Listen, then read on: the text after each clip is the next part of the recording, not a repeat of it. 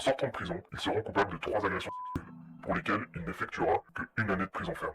Bienvenue dans le premier épisode de Justice à l'envers, le concept où on passe en revue des affaires qui sont passées en France, des viols, des délits de toutes sortes, et on analyse les peines que les gens ont reçues. Aujourd'hui, je vais te parler de Marc Machin, un violeur récidiviste qui est sorti de prison avant même la fin de son abonnement Netflix. Adolescent, il se rend déjà coupable d'une agression sexuelle et effectue majoritairement du sursis avec très peu de prison. Il arrive quand même à agresser un gardien durant sa détention, ce qui lui rajoute 3 mois. On est déjà sur un profil de récidiviste à ce stade.